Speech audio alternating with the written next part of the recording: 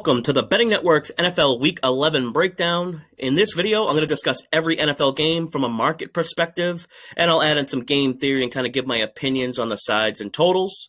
We are officially at the halfway point of the NFL season, with most teams having played at least 9 games. And for me personally, this is the time of the season I start to have some stronger opinions on games, and that's why I already have 5 NFL best bets already posted as of this recording. I'll likely add a couple more over the weekend as well. These are all posted in the Betting Network. If you would like to join, you can do so by using the sign-up link in the description below this video. But we got 14 games to cover, so let's get right into it. There's some interesting matchups this week, including 4 divisional games. I think there's 6 home underdogs, and like I said, I have some stronger opinions this week. But first game up on the board, Lions-Browns. This is definitely not a game I do have a strong opinion on, but bets and money have been pretty much split all week, and this has been kind of a weird game because of the QB situation. The line went up to 12, then it went back down to 10, and now it's back up now that Boyle has been named the starter. The Detroit QB situation was pretty much undecided all week up until just Friday. They named this kid Tim Boyle the starter. He'll be making his first career start. Goff is out with that oblique injury. And, I honestly don't think Boyle can be considered much of a downgrade from Goff. Goff is absolutely awful, especially outdoors in conditions. It's going to be – actually, I want to double-check the weather here. I know it's double-digit winds. I don't know if it's – yeah, it's going to be rain, double-digit winds. If Goff – I was actually hoping Goff started this game because I would have been betting against him in bad conditions outdoor. I love to do that, fade him outdoors on grass in bad conditions. Especially double-digit winds and rain. Also, I like double-digit dogs when you have a low total like this. The total dropped a good amount from the opener down, 45 to like 42.5, and that was based on the QB situation. Baker's banged up too, but this is not a game I'll be getting involved in. I feel like this could kind of be a get-right spot for the Browns, to be honest. They're so much better on both sides of the ball, but like I always say, one of the few advantages we have as bettors is, we get to pick and choose when and what we bet, and this is definitely a game that I'll be reserving my right on to not bet. But next game up, we got San Fran, Jacksonville. San Fran's been getting all the action. It makes sense. They're coming off that big win. 76% of the bets, 80% of the money. Circa in Las Vegas, they opened 5. They're now at 6.5. There's books that moved to 7 already. Now, this one is tricky because at +7, Jacksonville definitely has line value, and it's probably the right bet. This look-ahead line, meaning the line that was available last week before Sunday, was 4.5. So before the game on Sunday, San Fran was listed as a 4.5-point favorite. Now it's up to 6.5 or 7 at some books. And anytime a number is around that key number of 7, sharp bettors just pick off the right side of the key number. And what I mean by that is they'll bet -6 or -6.5 on the favorite, or +7 and +7.5 on the underdog. And same thing on the number 3. They just get on the right side of key numbers, regardless of the teams. But these types of games here, San Fran, Jacksonville, are always so tough because on paper, San Fran is better in almost every meaningful metric. But situationally, they're in a tough spot. San Fran coming off a big divisional win, now traveling cross-country west to east for a 1 p.m. start and laying almost a touchdown. Their running back, Elijah Mitchell, looks like he's going to miss. I think Deebo Samuel's banged up, too, with that calf injury. I think he'll play, but he won't be 100%. And I keep thinking, if San Fran lost to the Rams last week, this number would be 3. Jacksonville lost to Indianapolis last week, but they outgained them in total yards and yards per play. But I'm torn on this one. San Fran's playing to get to 500. That means something to these players. It's a difference of having a losing record or not. And historically, numbers show this as a plus spot for the team trying to get to 500. But I don't have a confirmed side on this one. A few people I respect bet under 46 here. But, yeah, I got no feel for this one. But moving right along, next one up, this is a game I do have a feel for. Colts, Bills. Bets are split. Buffalo's been getting roughly 60 to 70% of the money pretty much consistently all week. Line really hasn't done much. Most books open 7, and they're pretty much 7 now, 5 dimes. A couple books have moved to 7.5, but it's pretty much juiced. You can get minus 7.5 on Buffalo at plus 110. A good thing about this point in the season, though, is obviously the sample size and comparable matchups we can look at and kind of draw conclusions from. But one thing I noticed was how Buffalo, they've had one of the easiest schedules through 10 weeks of any team in the NFL. Now they have one of the toughest schedules going forward. Their remaining schedule is pretty much one of the toughest in the NFL, or is the toughest. But the opponents they've already played, it's been the weakest schedule. And I think because of the opponents they've already played, their numbers are a bit skewed. And the market is overvaluing them a bit. I like the Colts here. I bet them. Buffalo has a bunch of injuries right now. Colts are definitely the healthier team. And actually, that reminds me. I wanted to check. I meant to check before this, but where's the? Oh wait, I just passed them. Okay, that's good. I wanted to see if Xavier Rhodes was still on the injury list. He was questionable all week, but it looks like he's off the injury report. Colts pass defense will really need him against Stephon Diggs. Like I said, I already bet the Colts. It's going to be cold and windy in Buffalo.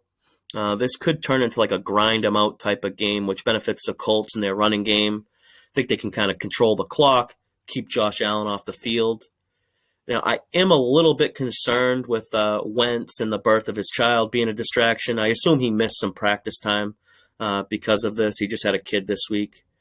Kind of wish his wife would have waited till after this game. Real inconvenience for me, but regardless, I have the Colts in this one.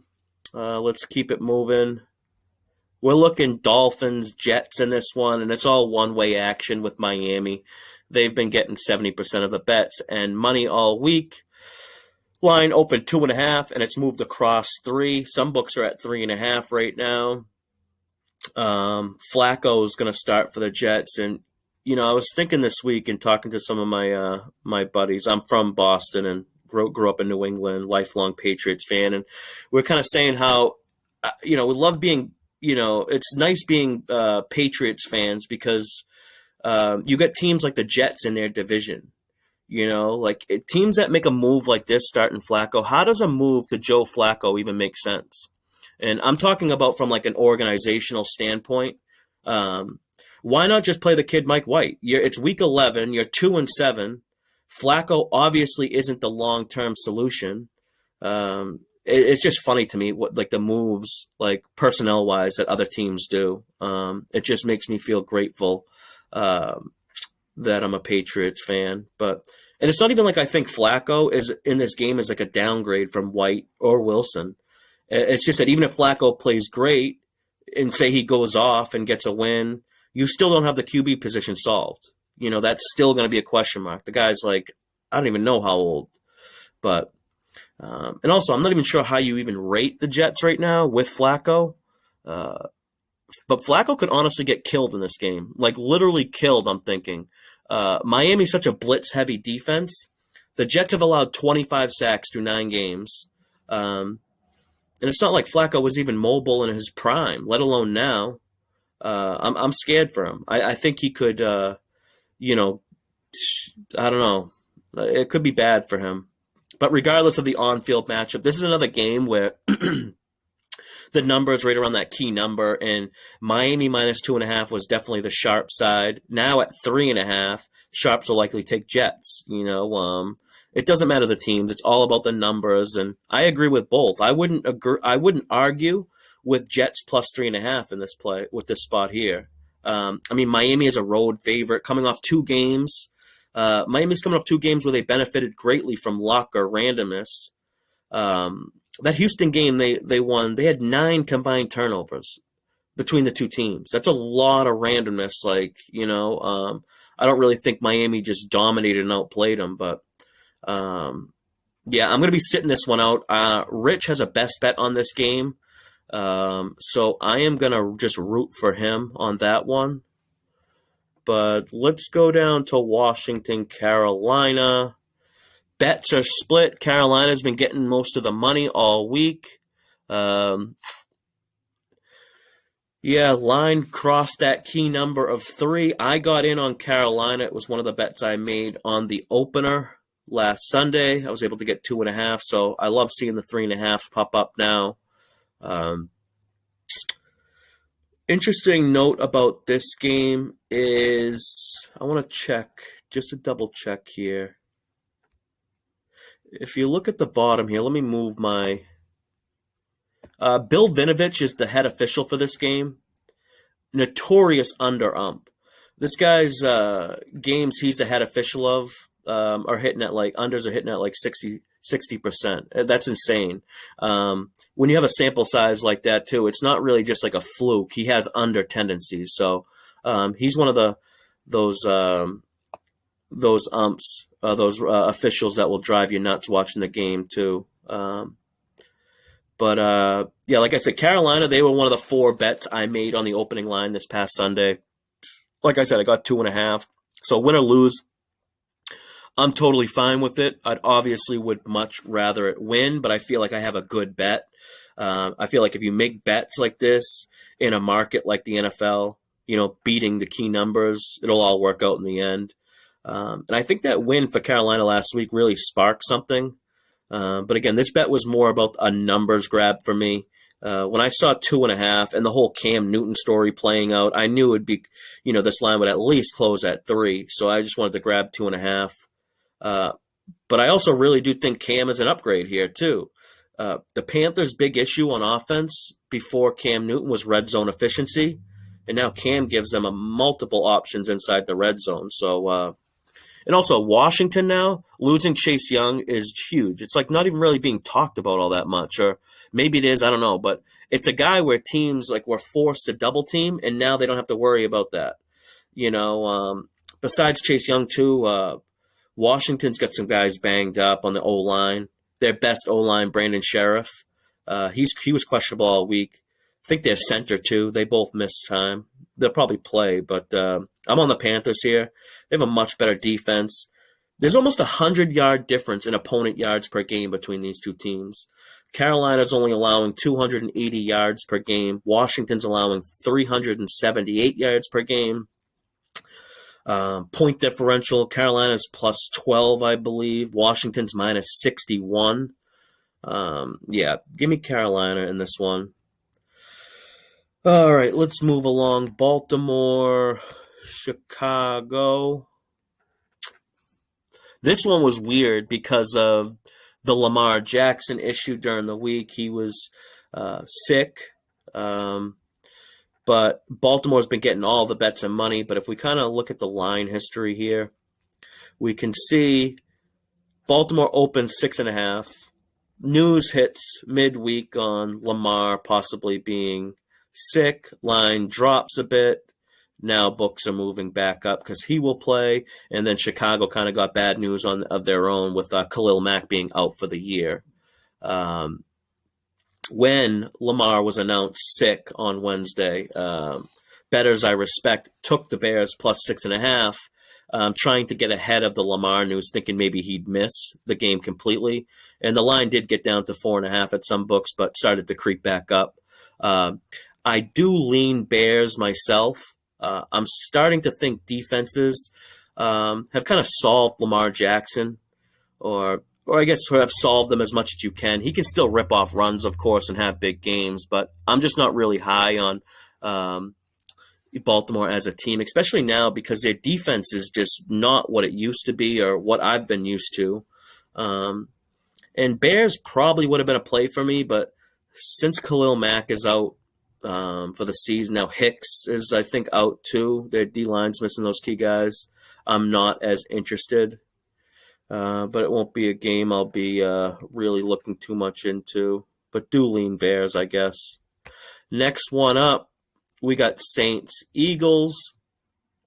Philly just continues to get respect from the market. and they're almost always the sharp side the past like 3 or 4 weeks as far as the market's concerned. You can see 37% of bets equaling 56% of the money. That's exactly what you want to see from a public betting percentage side. How does 37% of bets equal that much money? So, and it's been the same thing the past couple of weeks. It's been Eagles money, not a lot of bets. Interesting note about the Eagles too is they don't have to get on a plane the rest of the season. Look at their schedule. Their remaining schedule, they play either at home or they play in New York, and I think they have one game in Washington, so they can take the team bus. They don't have to get on a plane the rest of the season. It's pretty crazy, or kind of interesting, I thought. But yeah, the Eagles continue to get sharp action, and I don't really understand why. They beat the Lions. They played the Chargers tough but lost, and they just beat Denver last week. 3 teams who can't stop the run and rank in the bottom half of the league in rush yards per attempt. The Saints defense won't let the Eagles run, and they'll be forced into passing situations, and that's definitely not the Eagles' pathway to success. They know that too. They've been limiting how many times Jalen Hurts passes the ball, and it's not like the Eagles' defense can win them games either. I have them ranked overall in the bottom third of the league. I have the Saints in a teaser plus 7.5. They fit that Wong teaser strategy, so I feel okay about that with the Saints teased up. But the Eagles are just a mystery to me here, why the Sharps keep coming for them. But moving along, let's go down to Houston, Tennessee here. Bets are pretty much split, and Tennessee is getting money. No surprise here. Line open 10.5 at most books, and it's pretty much still in the same spot. I want to what? Oh, that was right. I had a note here to check the weather. Okay, double-digit wins in this game, and Tony Corrente is the official. There's going to be some bullshit in this game. We already know that. This is the guy that hip-checked a player a couple weeks ago, but I just wanted to cover that. You want to find out where this guy Corrente is. I think he's lost his mind. But yeah, Houston, Tennessee, man, I'm a sucker for those double-digit divisional underdogs. I talk about them all the time, and I'm on Houston plus 10.5 here. I posted it in the community this past Sunday, so I know I have to explain my reasoning on this one to some of the members. They're probably seeing that like, what the hell? But and I know the Titans have won 5 straight, but their metrics do not translate to the wins they've had. They just don't. They can't keep this up. They were outgained by 111 yards versus New Orleans last week. They were outgained by 250 the week before against the Rams. And the line doesn't make any sense either. Last week versus the Saints, Tennessee, it was the first time during the win streak that they were in the role of a favorite, and they didn't cover. Now they're laying double digits in a divisional game.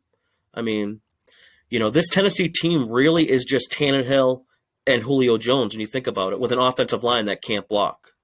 And not only do I think there's line value, but the situation is against the Titans too. With the Patriots on deck, Vrabel's looking ahead to that game. You can guarantee that. And I know Houston stinks. I know they do.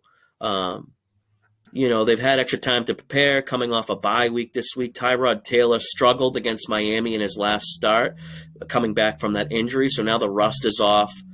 Everything points to Houston for me here. Titans have had 7 defensive starters on the injury report this week, and we're all limited in practice. And this number is just too big. The under took sharp action, actually. Some books opened this total at 46, and sharps took under.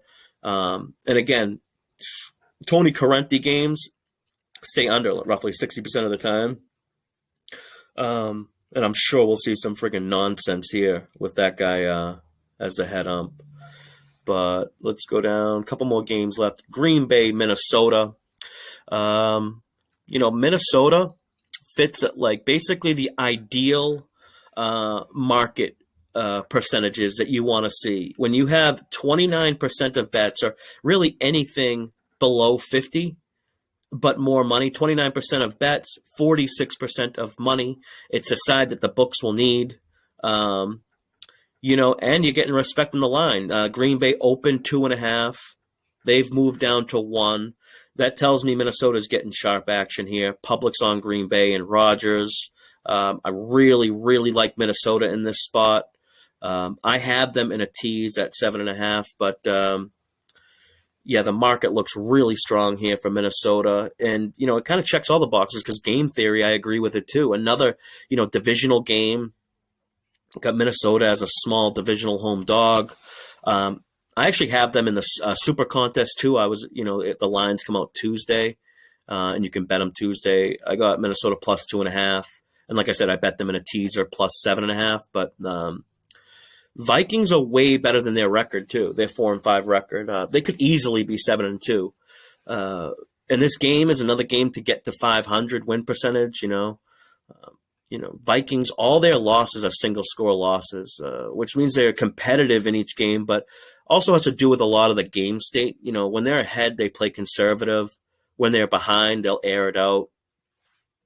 And not to go too deep into like the X's and O's and stuff, but this is a matchup where, Minnesota being conservative might not actually hurt them.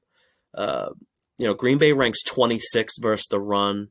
And they like to play like this, 2 safety deep to avoid being burned in play action. If safeties are deep, Cook's going to chew them up on the ground. And if the safeties start to play up, the play action game will work out great. Cousins is balling right now. He's having a career year. And it's really because of his offensive line. It's protecting him. Vikings offensive line has only allowed 12 sacks all year. It's the fewest in the league. Minnesota is getting some key defensive guys back this week. Green Bay is going to be without Aaron Rodgers. Aaron Jones. Plus Aaron Rodgers is dealing with a toe injury. And another thing, we've kind of seen how QBs have performed coming off, the flu. I put flu in quotations because the other word for flu that's going around now can get flagged, I guess. I don't know what a world we live in. But yeah, definitely like Minnesota here. Moving along, we got, 4 more games left. Try to make this quick. Let's see. Cincy, Las Vegas. Okay, guys, we're back. Betting Network NFL Week 11 breakdown. My laptop died, so I'm going to pick up just where we left off. We're looking at Cincinnati, Las Vegas, and Cincy's been getting most of the bets and money pretty much all week. They're at 68% of the bets right now, almost 80% of the money. Most books open pick 'em. Some are starting to adjust to Cincy minus 1.5. And, I talked about this in the Betting Network Discord community. Last Sunday night during the Raiders-Chiefs game, I was hoping the Raiders played KC tough because I was already planning to bet Cincy on the opener. The Raiders got stomped, but if they played them tough, I feel like the Raiders would have opened maybe -1, -2, or something like that. But I took Cincy on the money line, -115. So I'm liking that some books are starting to adjust to -1.5 for Cincy here. And this is really a game where my game theory outweighs everything else. Like Cincy, market-wise, is getting most of the action, which I don't really feel comfortable with. But, the Raiders are just a mess right now. They've basically been canceled. I think Gruden's lost his team. And I really think Burrow torches this Raiders defense. Joe Burrow's the best QB in the league versus cover 3. And that's the Raiders' base set is cover 3. And, of course, natural thought would be, well, the Raiders know this and they won't show cover 3 looks. But, some of these guys are stubborn. Raiders' defensive coordinator, who's good, the guy's a legend. He gets credit for, solving the Rams defense that the Patriots used. And, the Super Bowl, he's kind of laid out the blueprint for beating Lamar Jackson. But anyway, Gus Bradley, Raiders defensive coordinator, he called cover 3 on 45% of the Raiders defensive snaps against KC last week. Even though the blueprint or at least the numbers show Mahomes struggles almost exclusively against 2 high safety looks. The fact that the Raiders defensive coordinator never adjusted is crazy. I hope he does the same this week because Joe Burrow, He has 65 attempts this season facing cover 3 looks. And in those 65 attempts, he's got a 77% completion rate, 602 yards passing with a 9.3 yards per pass attempt against cover 3. The Bengals are a big one for me here. They're coming off a bye week. They do have a big divisional game on deck against the Steelers, which can sometimes be a look-ahead spot, but I weigh that much less with them coming off a bye week. Plus, the Raiders themselves, they play on Thanksgiving, so they might even be kind of looking ahead to that big primetime game. But definitely Bengals here for me. But moving right along here, what do we got? Arizona, Cincy, and QB issues all around here. Arizona still hasn't named a starter. Russell Wilson's back, but I'm not sure if he's fully healthy or not. But market-wise, you always kind of like when you see 49% of bets equaling that much money. You always got to ask yourself, bets are split, so how does Seattle have 83% of the money if the bets are pretty much 50-50? That typically means bigger size bets are coming in on Seattle, and who normally bets bigger? It's the more informed or sharper bettors. So Seattle looks like they are getting some bigger size bets. This line has been pretty much right around a pick 'em all week. Now, I'm not expecting Murray to play. It makes sense that Arizona wants to keep this, who they're starting, kind of a secret until they absolutely have to report it. But I don't see why Murray would even start. Arizona's got a big division lead. Why even risk it? I do lean Seattle here. But again, I kind of think Russell Wilson might have been rushed back a bit from injury, but Seattle's a tough place to play. It's a divisional game, kind of like the home team here. Seattle would be a really good teaser spot if you could get them to 7.5. I'm not sure if that's still available, but this week Arizona was -1.5 at some spot. So getting Seattle up to plus 7.5 is definitely a good spot. But with both QBs, kind of a question mark for me. I think I'm staying away from this game. But let's move along. The last 4 p.m. game, we got Dallas, Kansas City. And Dallas is getting some money here. Bets are kind of somewhat split. 63% of the money is on Dallas. This line's kind of been all over the place. It opened originally 2.5 for KC. It went down to like almost a pick 'em at some spots. Now KC's back up to 2.5. It's the highest total on the board too, 56.5. But it makes sense with these two QBs and teams. But and I talked about how I like Dallas in the Discord community last week during that Chiefs-Raiders game. And just like I was kind of hoping for the Raiders to play good so I could get a better number on Cincy, I kind of thought the Chiefs would look bad, which would result in no value on Dallas. And I was looking towards Dallas. I still like them here, but everyone just seems to be on the KC bandwagon after, their 3-game win streak. And it's a 3-game win streak that started with the Giants, first of all, a Green Bay team without Aaron Rodgers, and then they beat the Raiders last week. And I'm not buying that, the Chiefs are back to form, If you look at the Cowboys' 2 losses, one of them's a 2-point loss in the season opener to Tampa Bay, 31-29, I believe it was. And the other one was versus Denver with, half their team hurt. Dak was coming off an injury. It was a big letdown spot. I think Dallas is what their record shows and KC isn't. Dallas has the better offense and defense, in my opinion. It's kind of weird. It's almost like Dallas is now what KC used to be. I think Dak has a big day. KC runs like an all or nothing type defense. They're a heavy blitz team, and that's not going to work this week against Dallas. Dallas's offensive line is rated, top 3 in the league in both pass blocking and when facing the blitz. But yeah, Rich has a best bet on this game, and I'm going to be rooting for that one for sure. And I agree with it. But we got the 2 primetime games left. Let's move right along here. Pitt Chargers in the Sunday night game. Chargers getting almost 70% of the bets. and roughly 60% of the money. This line has been kind of all over the place. So Chargers opened 3.5, 4 at some books, depending on where you look. It was off the board for a little while based on the QB news for the Steelers, if Big Ben was going to play or not.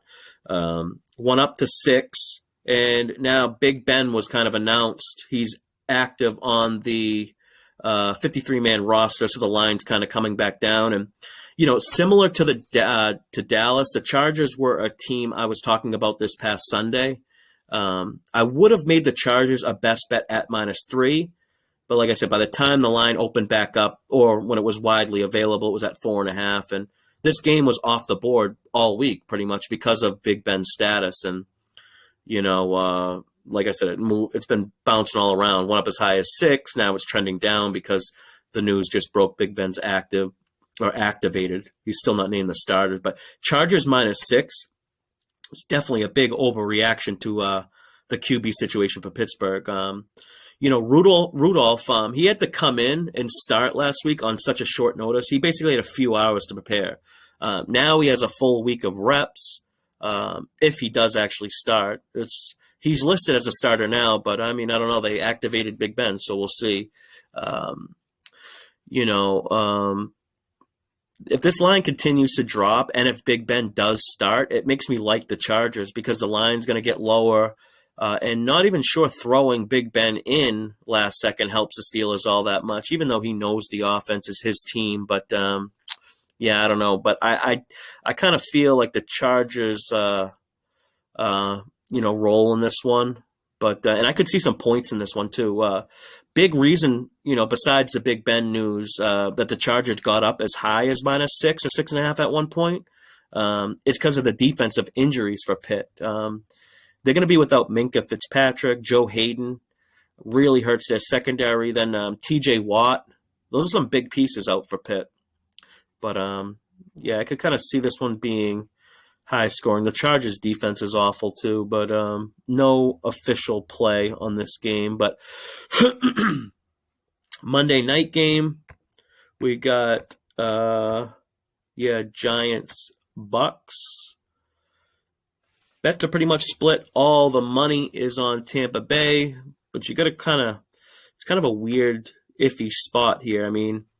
All that money, 90% of the money is coming on Tampa Bay, but the line's kind of in no man's land right now. Like, even if it, 11, 12, the next move to 13 would be, considered like sharp, I guess, if it got to 13, but it's, kind of in that, dead man's land with those non-key numbers outside of 10 and in between 13 and 14. But, double-digit home favorite. What's the weather looking like here? I think you never know in Florida. Yeah, double-digit winds. But, Tom Brady's pissed off. The best QB to ever play the game is upset. He's not playing his best, and he's made like human-like throws the past couple weeks. Now, I would never lay double digits in the NFL, especially on like a primetime game. But Brady and the Bucs, they've lost 2 in a row. This would be the type of spot I would consider. You'd think they roll, but who the hell knows? Saquon Barkley's banged up. He hasn't practiced much. I think he missed like 2 days of I don't even know. I know he missed some practice time, but it looks like he will play. Antonio Brown's status is going to be key too. I think he's going to play, but man, the Bucs miss him a lot. Him being out played a big role in their 2 losses. He's at third down possession receiver. Gronk, I think, will be back. I didn't see him on the injury report, but I don't know about this one. I can't lay double digits in the NFL, but Brady and the Bucs off of 2 losses, I could see them get to work here, but that looks like it's going to do it for this week's NFL breakdown. Hope I was able to kind of help you guys confirm opinions you may have or give you some insight.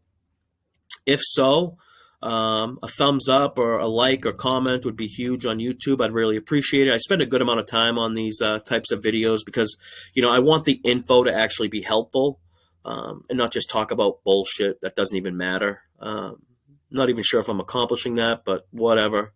Hope you guys crush it this weekend. Until next time, good luck with all your bets. And as always, may all the refs' calls and all the loose balls go your way.